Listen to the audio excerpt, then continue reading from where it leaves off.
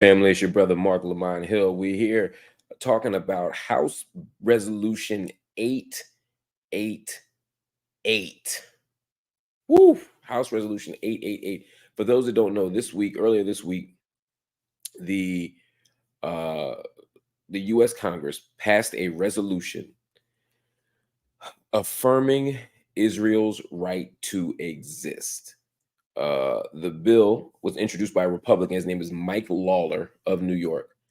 And the resolution uh, is presented to the American people and to the Congress like a resolution that is matter of fact. It's like sort of like affirming that Black Lives Matter or affirming that education is a good thing. I mean, the bill is presented, or the resolution, excuse me, is not a bill. The resolution is presented to affirm a set of things that are true and to say that we all agree on them. And so, as Israel and Hamas are still engaged in a very intense conflict, it's always the Israel Palestine is not a conflict, but there's an intense struggle going on right now. And as we're in the midst of this alleged ceasefire, we're seeing legislation come out. Some of it's happening locally, places like Oakland, where city council is fighting over how they should talk about Hamas, or you see it in the US Congress where they're passing a resolution affirming Israel's right to exist. This is a problematic resolution for a lot of reasons. I'm going to go over it tonight, break down the whole resolution line by line, and explain to you what it means. What it means to talk about Israel's right to exist and what it means to affirm that as a Congress in the context of Palestinian freedom. So we're going to talk about it line by line. In the meantime, I want y'all to hit the subscribe button. I want y'all to hit the like button. When you hear something you like, hit that subscribe button right now. To join the family, join the channel. And if you can, hit the join button and become a part of what we're trying to build here, which is independent, radical, intellectual spaces, independent, radical media, independent, radical political education. I need y'all to do that. So hit the subscribe button right now. Hit the like button if that's what y'all want. And let's get it going, man. All right. So I'm going to read this bill to you. November 28th, 2023 is the date of this resolution. And forgive me, I keep saying a bill, but it's not an actual bill because there's no law attached here. It's just a resolution. It's just the Congress saying that they think a thing is the case. This is resolution 888. All right. It says, in fact, you know what? Let me see if I can. I'm gonna bring this up for y'all. I'm gonna bring this up for y'all. Hopefully, on my, I'm overplaying my hand a little bit, but let me see if I can. Let me see if I can bring this up for y'all so that y'all can see this resolution. Let's see. Can y'all see that? Okay, y'all can see it. So let's talk about this House Resolution 888. Right? Y'all see what I'm showing, right? All right. It says, whereas the Jewish people are native to the land of Israel. Whereas the Jewish people are native to the land of Israel. This is a very interesting and complicated line. Let me start by saying Jewish people are indigenous to the land of Israel. That is not in dispute. I am not disputing that Judaism was founded in the region. I'm not denying that people are from the tribe of Judah. I am not denying the existence of Canaan and Judah, of ancient Israel. I'm not denying the ancestral ties of the Jewish people to the land of Israel. That's not what's in question. But Jewish identity in the context of the modern world is not just about religion. It's not just about nationality. It's not just about ethnicity. It's about all of those things and culture and other things. And so the issue isn't whether the land that is presently known as Israel uh, is the foundational home of the Jewish people. Of course it is. There's no doubt about that. And there's a long-standing, uninterrupted Jewish presence in Israel. That's also not in dispute. There's always been. We go back thousands of years. We find Jewish people there. It's not what's in dispute. But the question is, if someone comes from Poland in 1882, if someone comes from Russia in 1894, if someone comes from Brooklyn in 1948, are we saying that they can come into the land and take over the homes and the villages and the and the artifacts, the infrastructures of people who have been living there for thousands of years? What does it mean to be native to a place? Are we talking about an ancestral tie? Are we talking about a biological tie? Are we talking about a spiritual tie? What kind of tie are we talking about? Does it have to be biological?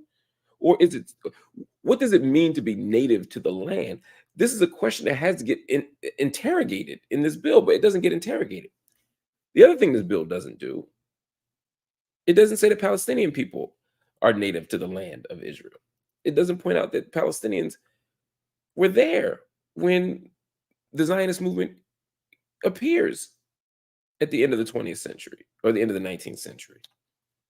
And so it makes it seem as if this is a Jewish land and everybody else doesn't belong, as opposed to framing it as a space of coexistence or a space of shared land, or pointing out that many of the people who are claiming residency there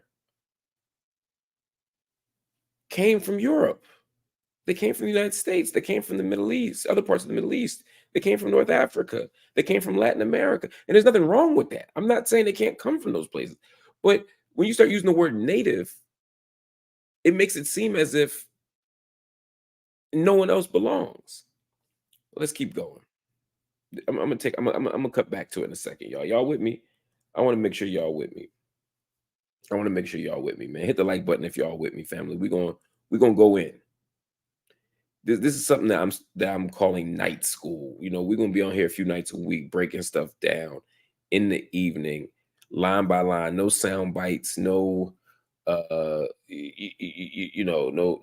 clever phrases. Nah, we in here to break down line by line what stuff means, and to go deeper intellectually about why it's good, bad, or indifferent, why it's problematic, why it's helpful. But we're gonna break this stuff down. All right.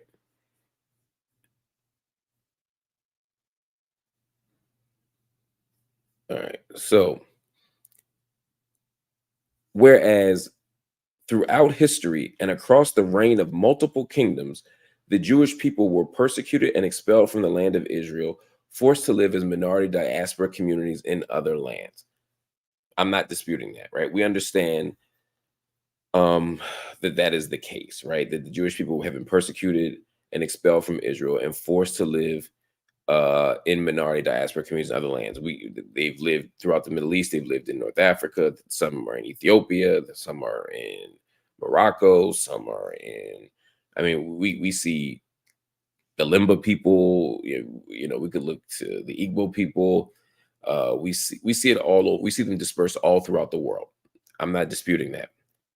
Whereas Jewish diaspora communities were historically violently persecuted and in some cases expelled from other countries throughout the Middle East, Europe, Africa, and Asia due to their religion. I don't think that that's precise, but I think that it's important, right? Jewish diaspora communities were, in fact, historically violently persecuted. That's a fact. They were expelled from the Middle East, Europe, Africa, and Asia, but it wasn't just due to religion. This may seem like a minor point, but for me, it's important as a scholar to say these minor points have to be unpacked. It wasn't just because of their religion, it was because of their ethnic identity. It was because of this ancestral tie that we're talking about. In other words, even if you were uh, uh, forcibly converted, even if you were hiding your religious identity. Even, I'm speaking about crypto Jews in particular, right? Crypto Judaism, where you think about people in like places like Spain, the conversos, or in Hebrew, the anusim, right? People who, um, during the Inquisition, after the great massacres of the late 14th century, I think 1391. After all this stuff, you saw people hiding their Jewish identity, which is an awful thing, right? You saw people being forced to pretend that they were not Jewish, or forcibly converted, right? Or secretly, or pretending to convert and secretly practicing Judaism, right? The conversos, the crypto Jews, the Anusim. Some 2 generations later were found out. Some a generation later, some just decades later, or years later, were found out to have had Jewish ancestry. Even if they weren't practicing Jews, they were still persecuted. They were still killed, right? So it's not just about religion. There are Jews who are not um, practicing a religion. There are Jews who are atheist. There are Jews who are secular, like the Zionists who came. Herzl and them weren't particularly religious. Knowing all of that, it's not sufficient. It's not precise to say that the Jews were persecuted because of their religion. They were persecuted because of their Jewishness, and that formed in religion, but it also formed in ethnicity, national identity. Zionism is a movement of Jewish nationalism, and so Jews have been persecuted not just for religion. Jews have been persecuted for lots of reasons. So I think the canopy is even broader. The net is even wider. But it's also important to frame that in terms of how we talk about nationalism. Something else comes up though, and we ain't done yet. We ain't done yet, y'all. We're gonna break this thing down so that it is forever and consistently broken. Let's go back to the House resolution just for a second. Can I show this as a window? I'm learning stuff today, y'all. I think I got this down. Okay.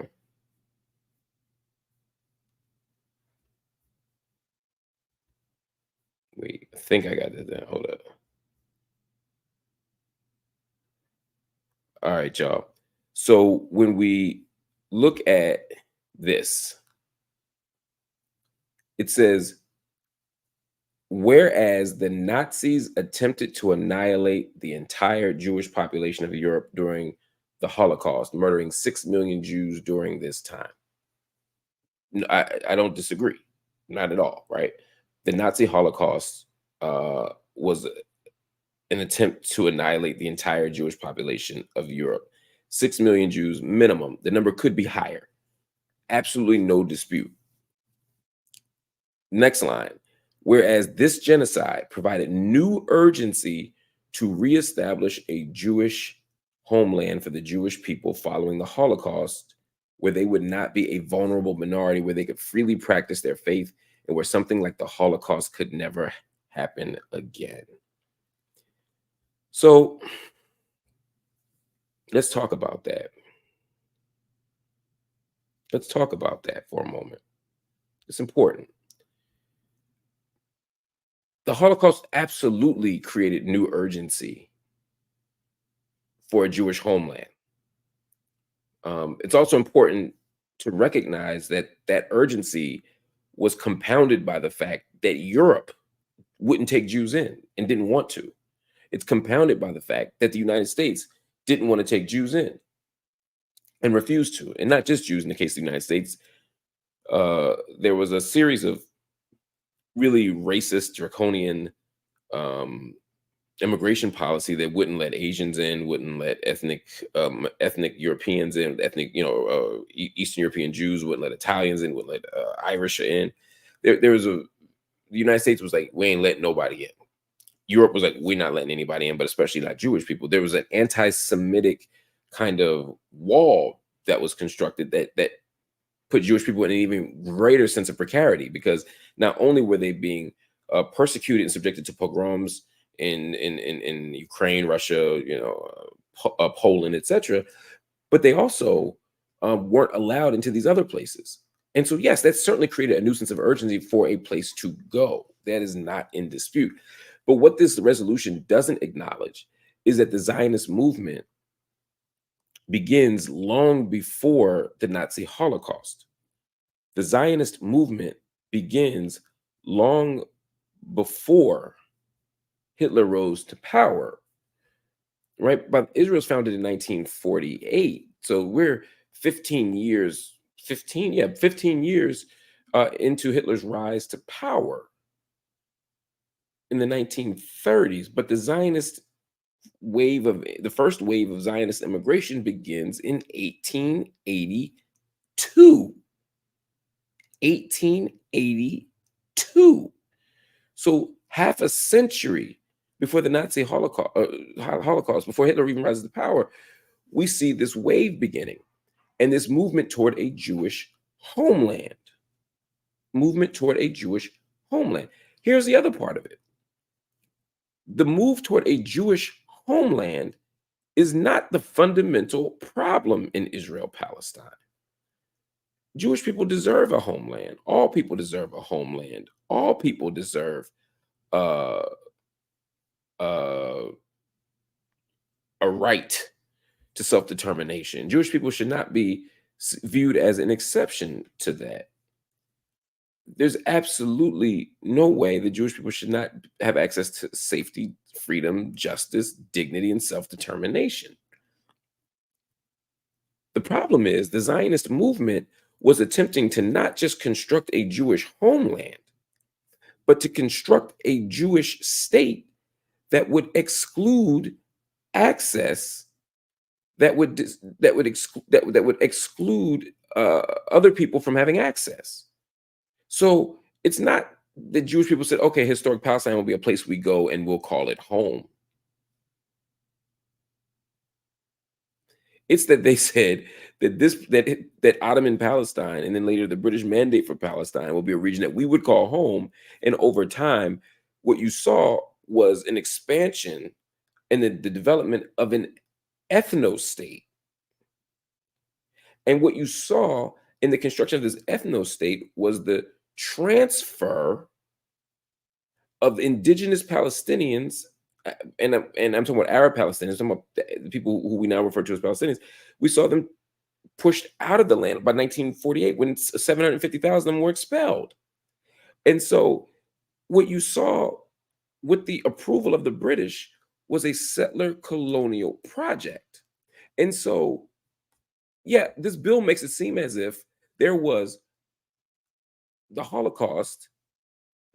What it makes it seem as if, rather, is that Jews have been persecuted. Then the Holocaust made it twice, a million times worse. They needed a place to go, and here was Israel, their native land, right? That is a Zionist narrative that leaves out multiple factors. Again, it leaves out the fact that this movement begins before the Holocaust, but certainly in the midst of extraordinary oppression and persecution that Jewish people experienced at every moment in history, but certainly in the 19th century, at the hands of Europe. It's important to keep saying at the hands of Europe, because there's a way that anti-Semitism is seen as somehow indigenous to Black folk or indigenous to brown folk. Anti-Semitism didn't emerge from Arabs and Muslims. It emerged from Christians and Europeans. That's where the anti-Semitism emerged from. And this narrative that they're showing us in Congress ignores the fact, again, that the formation of a Jewish homeland was done in such a way that they would be colonizing the land and expelling other people. And this isn't my opinion. This isn't my take. This isn't my personal analysis. Theodore Herzl understood that.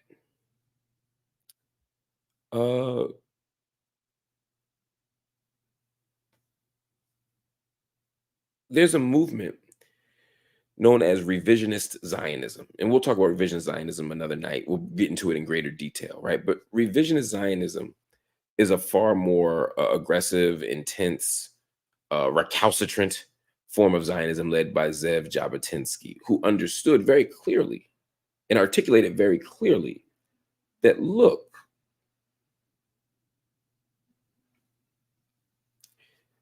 what we're doing is a colonizing project. Herzl understood this is a colonizing project. This isn't. I'm not paraphrasing. They said we are colonialists. We are colonists. We are colonizing them, and nobody would expect. No Palestinians wouldn't be worth their salt effectively if they didn't read us that way and if they didn't fight back. So while now they're saying, oh, we're not a settler colonial movement, this wasn't a settler colonial movement. Well, they saw themselves as colonial. They were definitely settling, and they saw themselves as colonial. So when we have bills like this, it whitewashes history. It attempts to use the law as a site of pedagogy, as a site of education, so that when the public reads this bill that almost everybody in Congress approved, they would think that Israel wasn't a settler colonial project, and that the formation of a Jewish homeland wasn't at the same time a formation of a Jewish ethno state that was exclusionary, as all nation states are exclusionary and violent by definition. And when you establish one, you're doing it at the expense of someone else.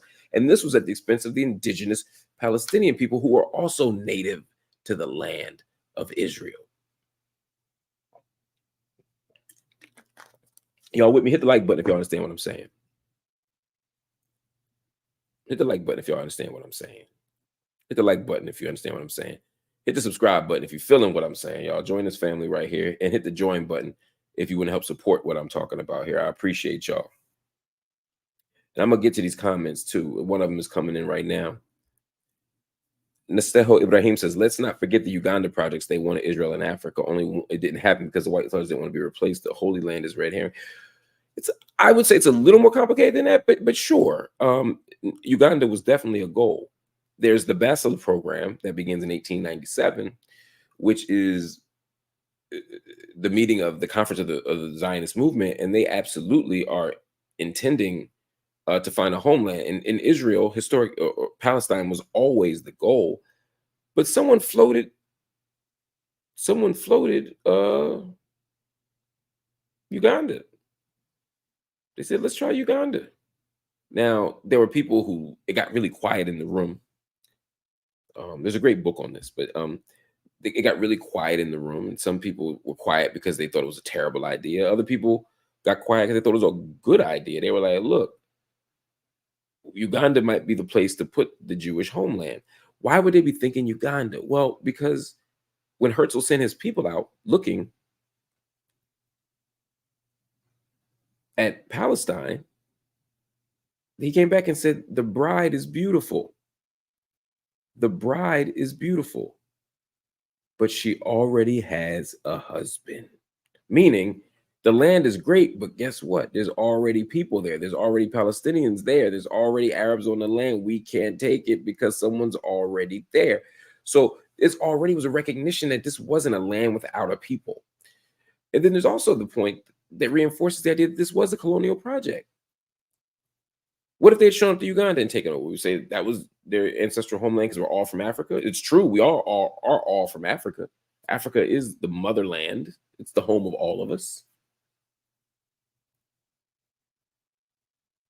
But we can't be like, well, because of my ties to Australopithecus, I can live here and move people out. This is the challenge. So Uganda wasn't the biggest story, but Uganda reminds us that this was a set of political choices that were being made and that weren't always as inevitable as they're made to seem now. I'll say that.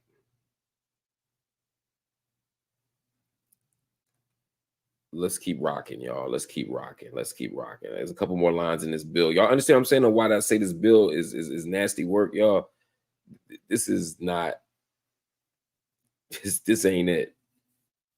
So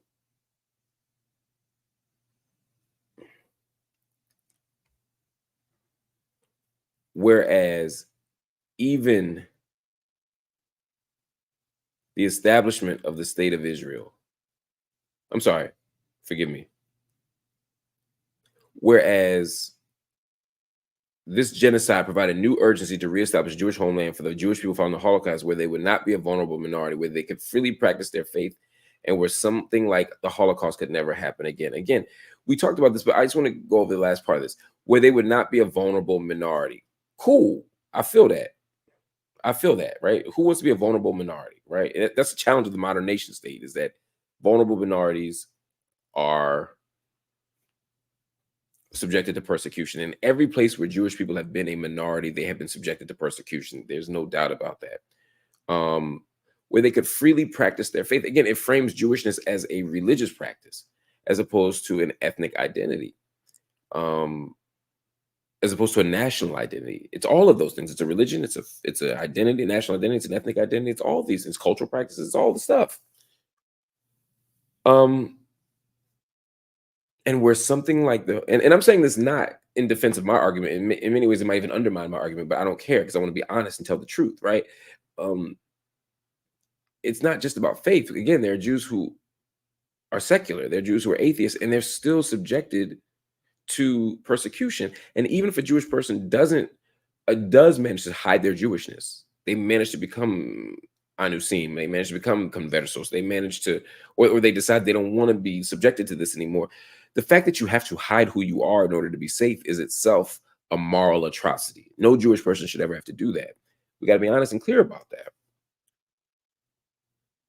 But this isn't about practicing faith exclusively. I mean, again, the Zionist project was largely a secular project. Herzl and them weren't religious people. There was a religious wave that came later, and it's been infused into the sort of project. But let's not act like this was a religious project. It was not. And where something like the Holocaust could never happen again. We must prevent another Holocaust from happening. There's no doubt about that. You can do that without constructing an apartheid state. We must prevent the Holocaust, but we can do so without creating an exclusionary ethno state. We must prevent the Holocaust from ever happening again. It was a moral atrocity.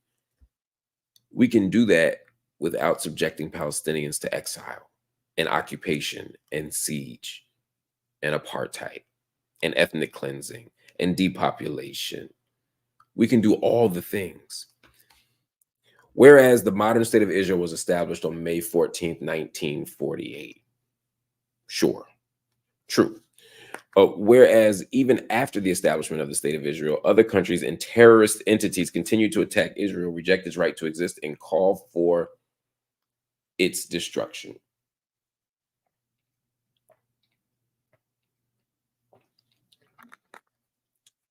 This is complicated.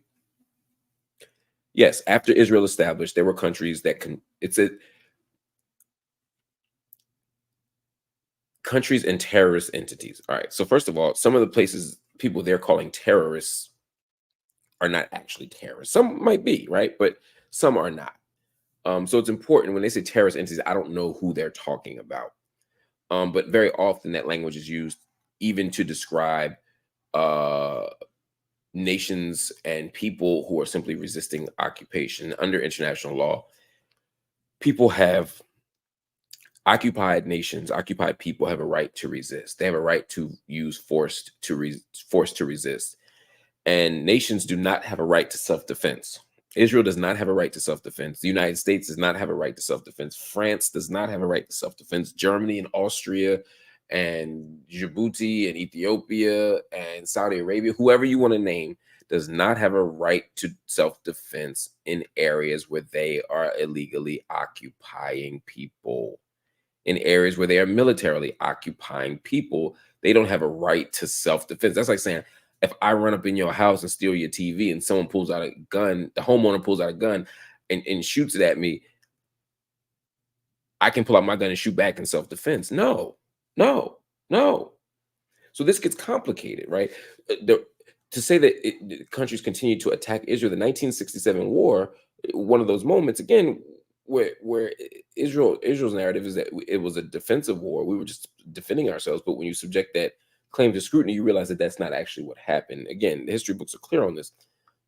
Reject its right to exist. We're going to talk about the right to exist in a moment, and call for its destruction. What does it mean to call for Israel's destruction? If you're talking about pogroms against Jews, if you're talking about genocide, if you're talking about ethnic cleansing, depopulation, those are all war crimes and indefensible. On the other hand, if you're talking about saying that Israel as an apartheid state can't exist anymore, that's not about harming people. That's about changing systems.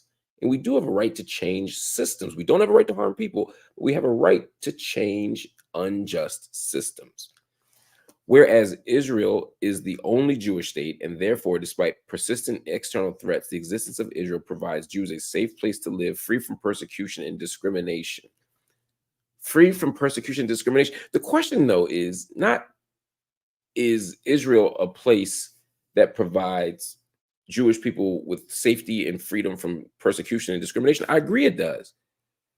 But you can't construct a country that provides safety and freedom and self-determination for one group of people at the expense of another group of people. I'm laughing at Basil Tiffany. Yeah, this water our body that I know. So let's be honest about that. Sidetracking note. And Noor, thank you so much. Courtney Carpenter, thank you so much for the super sticker. Bruce Moore, thank you so much. I appreciate the love. LJ, thank you so much for the love. Jaweed, thank you so much for the love. Lee, welcome to the fam. Appreciate seeing that MLH fam medal around your neck. And of course, Nastejo Ibrahim, thank you so much for your comments and for what you bring to the table every time we have one of these sessions. I appreciate y'all. So let's talk for a moment about what the resolution is. What the resolution is. It says resolved. It says now, therefore, be it resolved. That means that now that we've established all of these facts, let's now have a resolution. Let's resolve that the House of Representatives believes and does X, Y, and Z. Now, as you've seen through my breakdown, all these whereases are fuzzy, inaccurate, imprecise. Most of them, not all of them, are fuzzy, inaccurate, imprecise, misleading, insufficient. So if I have the wrong diagnosis, I am always going to have the wrong what? Prognosis. If I assess the problem wrong, then I am going to have the wrong solution. I'm going to have the wrong assessment of the problem, which then leads me to have the wrong solution. Y'all feel me? This is what we're talking about. Let's keep rocking. Let's keep rocking. Y'all with me? Hit the like button if you want me to keep rocking, y'all, because we got more work to do. This is night school, y'all. We building. This is how we do it. Piece by piece, brick by brick, wall by wall, man. We're going to analyze these systems and these structures. Let's keep rocking. Resolve that the House of Representatives, one, reaffirms the state of Israel's right to exist. What does it mean for Israel to have a right to exist? In 1948, no one was talking about Israel's right to exist. 1960s, people weren't talking about Israel's right to exist. This is an idea that emerges in the late 1970s. I talk about this in the book that I wrote with Mitchell Plitnick called Except for Palestine. The first chapter is about the right to exist. So please, I go in much greater detail. Mitchell and I go in much greater detail in the book. So pick up a copy of Except for Palestine, The Limits of Progressive Politics, where I break that thing down. That said,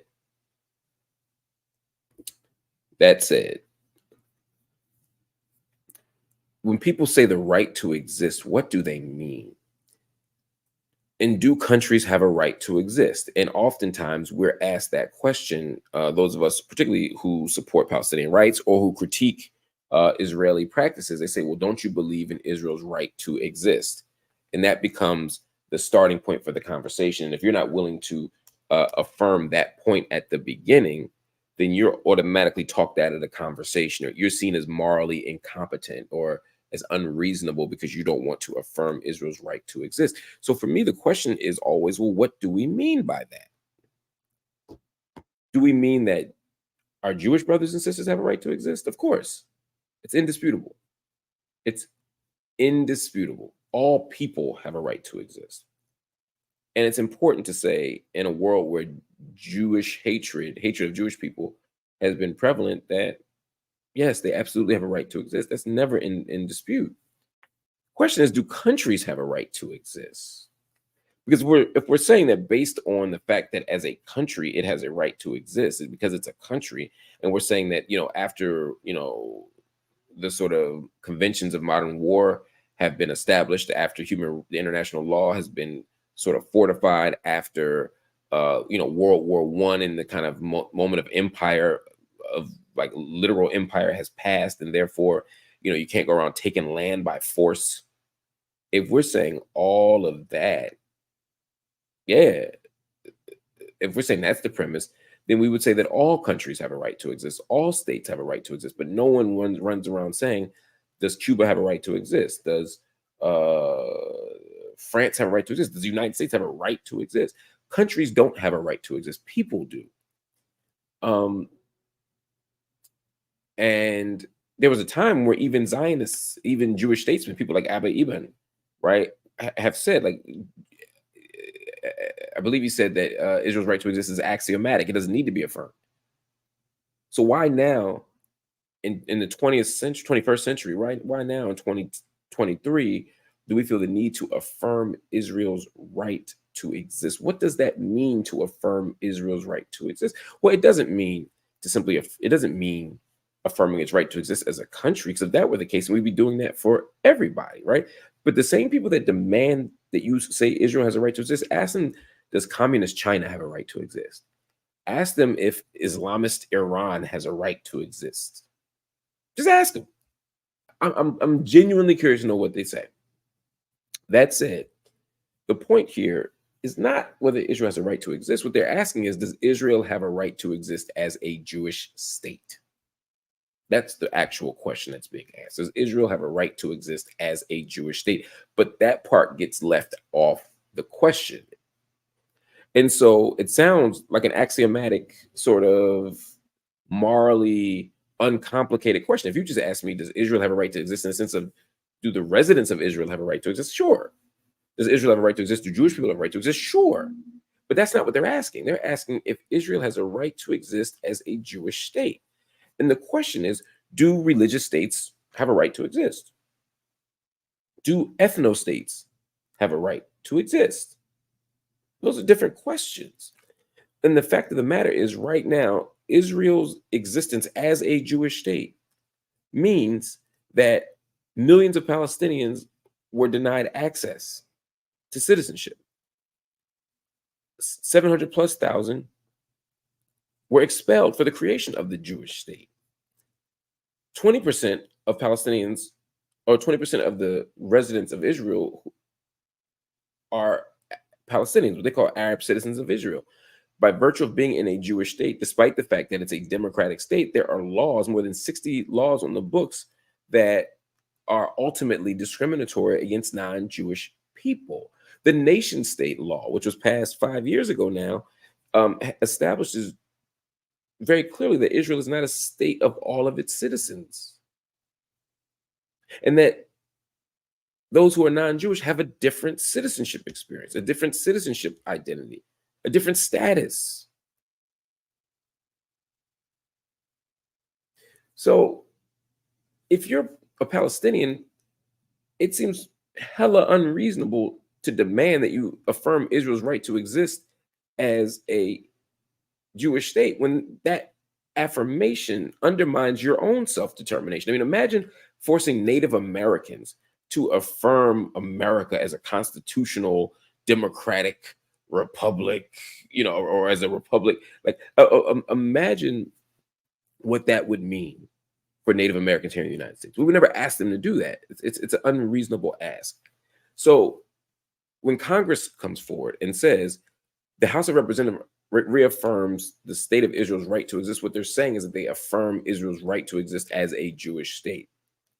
And by doing that, they're also affirming an apartheid regime. They're affirming a set of rules and laws that will never allow Palestinians the right to full citizenship, the right to return to the lands that they were expelled from in 1948, never deny them right to marry into citizenship the way someone else can, never have the right to immigrate into the nation. These are things that will always be the case if we're affirming Israel's right to exist as a Jewish state. Number two, recognize that Israel's right to exist is a form of anti-Semitism. Again, yes, if someone, not me, but if someone were to deny that Jewish people have a right to exist, that would be virulent anti-Semitism. If someone were to say that the territorial integrity of Israel should not be honored by virtue of the fact that they're Jewish, or incidentally, that the only place they attacked was the land where all the Jewish people were, that would be anti-Semitism. It would be indisputable. That ain't what we're talking about.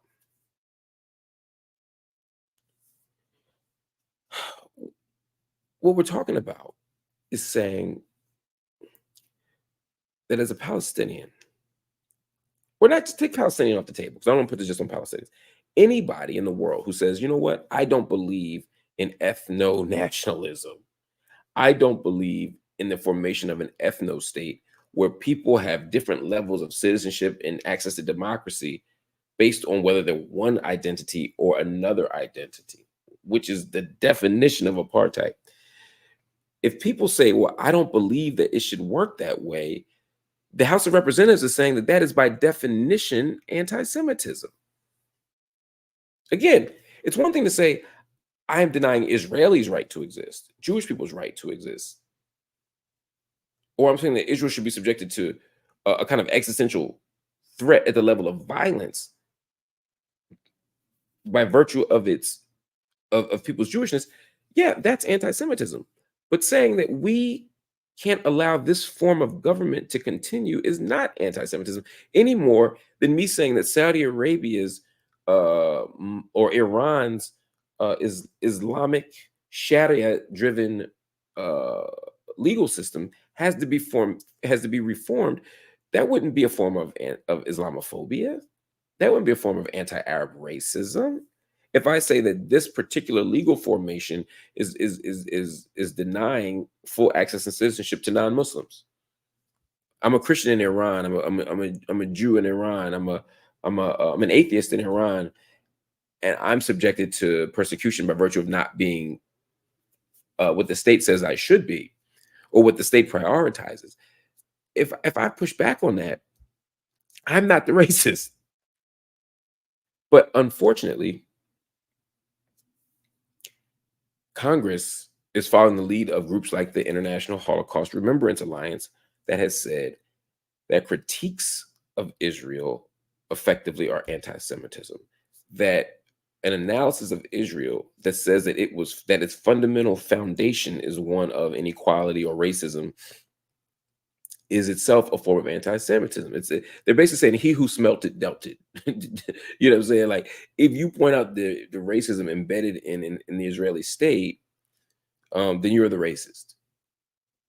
And that's an exceptionalism, right? Because we should be able to call out the racism in Israel. We should be calling out the racism in the United States. We should be calling out the racism in Britain. We should be calling out the racism in Saudi Arabia. We should be calling out the racism in South Africa, right? Israel should not be held to a higher standard, but Israel also can't be shielded from the same criticism as everybody else. And laws like this make that very difficult. The House of Representatives rejects calls for Israel's destruction and the elimination of the only Jewish state.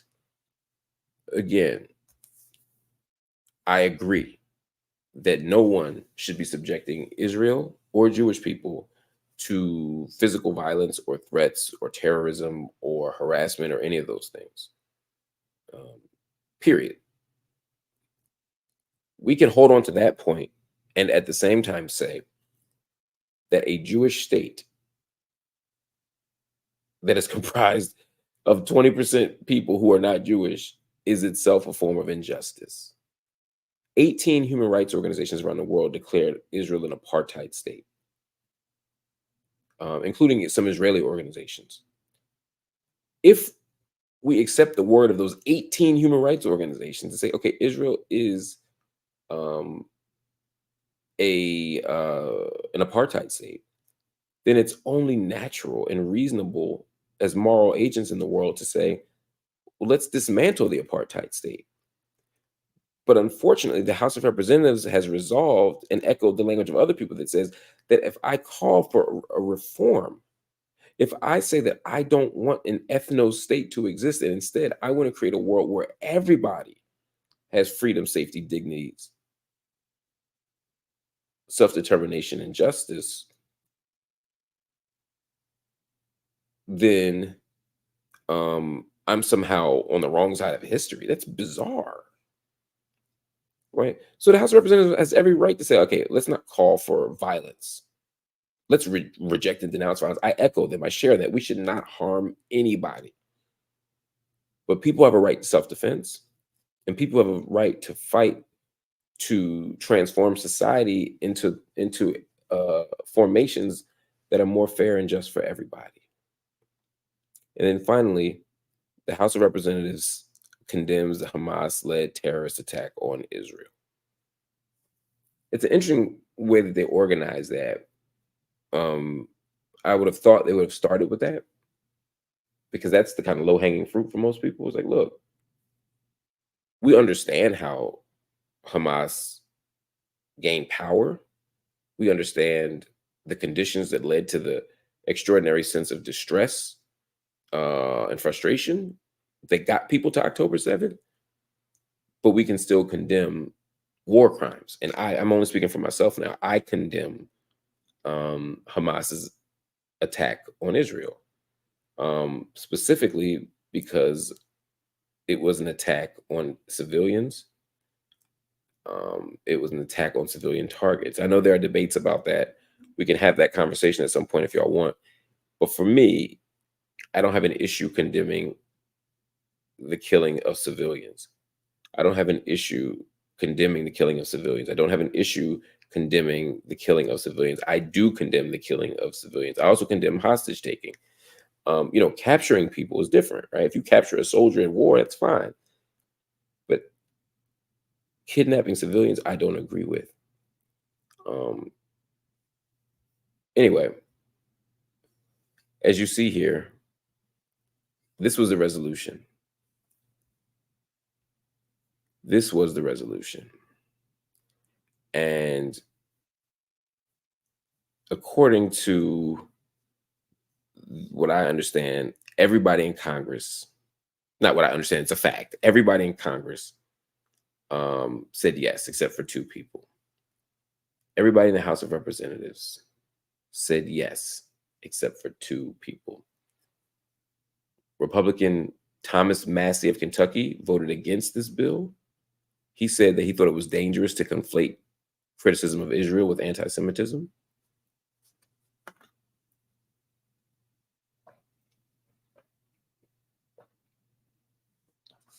I agree. One Republican from the South decided to have a different opinion. One Republican from Kentucky, to be specific, or more precise. And then Rashida Tlaib. Rashida Tlaib didn't vote no. She voted present.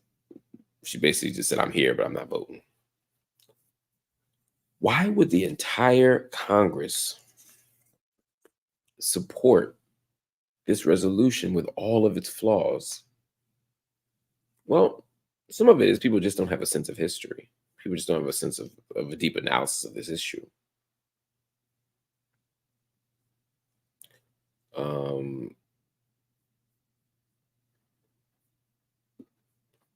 I think other people are scared because the bill is framed, or I keep saying bill, the resolution is framed as an affirmation of Israel's right to exist. And if you're known, especially at this moment, as someone who refused to just acknowledge Israel's right to exist, then you're going to be labeled an anti-Semite. Now, Rashida Tlaib explained why she didn't sign it. She said, "There's no mention of Palestinians." She said, "This doesn't get us any closer to coexistence. It doesn't acknowledge Palestinians' legitimacy in the land." She broke down all the reasons why. Like, why she said, "Why would I sign this? Why would I approve of this?" But most members of Congress who may agree with her, they might be whispering, "We got your back. We agree with you. We down, sis." They may be whispering that stuff, but they all signed the bill. Um,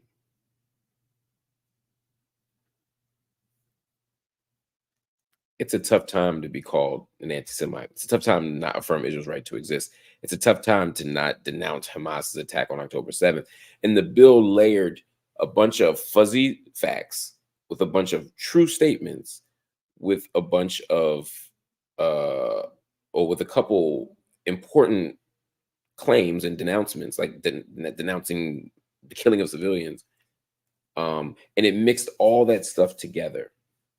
And it mixed that stuff together in a way that, in order to make a morally reasonable choice to denounce the killing of civilians and to acknowledge the historic persecution of Jewish people, all facts, you also had to accept the existence of an ethno state. You also had to normalize Israel's apartheid regime. And you also had to kind of deny the history of the settler colonial history of the Zionist movement. They mixed all that together, and that leads to mess like this. And people in Congress are afraid to fight back, so they all sign it. And this resolution, excuse me, doesn't do anything to change legislation. It doesn't change our legal arrangements, but it serves as a space of public pedagogy, a space of public education. So the world reads this and they start to think, the world will see this and start to think that that's what we're supposed to do. And that's where it gets dangerous. Look, before we go, I'm going to take some questions from y'all, and then we're going to roll up out of here. Chauncey, thank you. I appreciate you, and it's my honor and privilege to share this knowledge with y'all.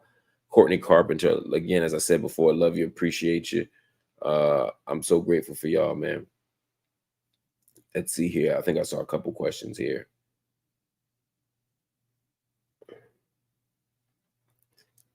Mark, why would she vote president instead of no for those reasons she listed? What's the significance of not voting no? I think she was just censured by the Congress. She's in a fight for her seat.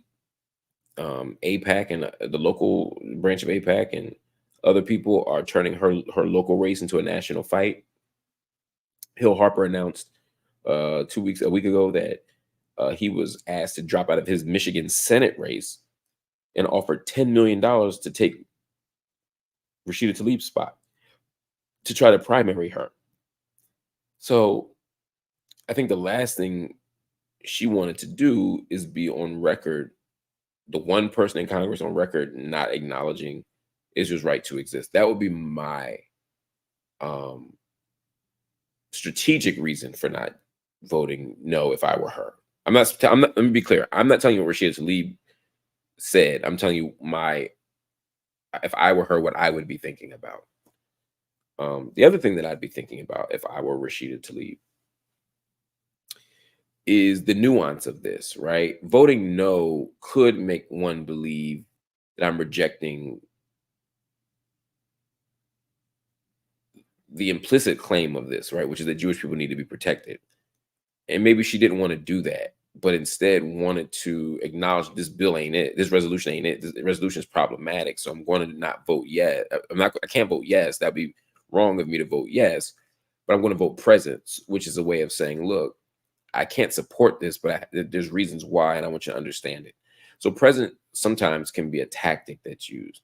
Now, sometimes present is a way of not having to make a tough decision, or a way of not showing your party up. We saw that with the resolution to advance the censure of Rashida Tlaib, where some Democrats just voted present because they didn't. It was like, look, I can't vote no because I think you should be censured, which is crazy. I can't vote no, but I won't vote yes either because it's a partisan thing right now. So I'll just say I'm here, so so people know I voted, and it's a symbolic gesture. Um, let's see. We have one more question in here we could take. Cory Bush did not vote present, to my knowledge. To my knowledge, Cory Bush voted for this. Everybody voted for this except two people. Everybody voted for it except two people. So do with that information what you want.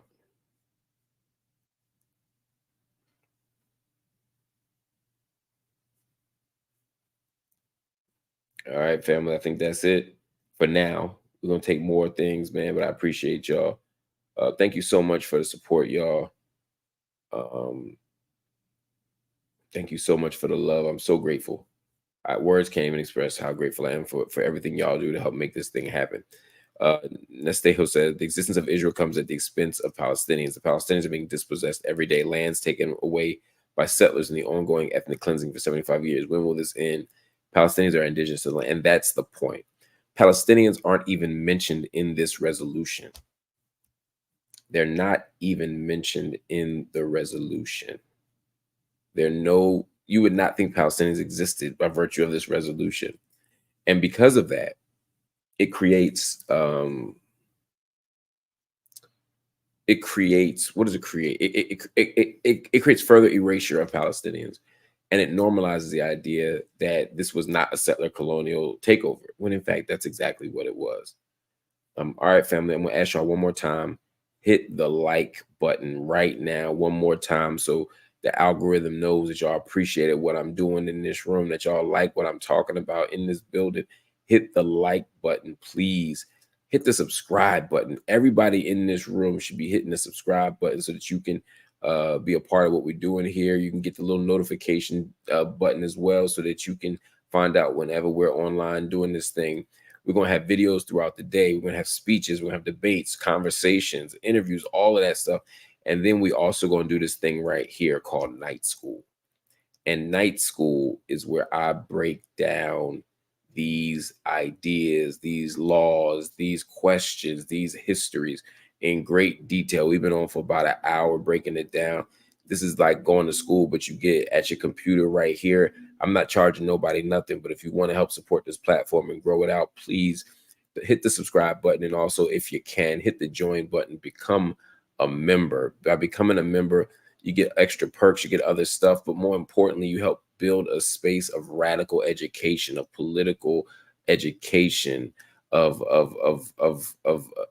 you get to create a space of departure from what the mainstream is doing, because there's fewer and fewer spaces. We see our brother Mehdi Hassan at MSNBC got pushed out as one of the most prominent voices of truth telling in corporate media and cable news. They're gonna keep taking away spaces, so we got to keep creating our own. And if you want to know about Mehdi, I made a video about that earlier. You can check that out. But yo, make sure you do what you can right here to help build this platform out. I appreciate y'all. I love y'all. Anthony Shannon, thank you so much for the donation. Courtney, thank you so much for the donation. I appreciate y'all. Appreciate the love. And I'll see y'all later. Hit that subscribe button. Peace.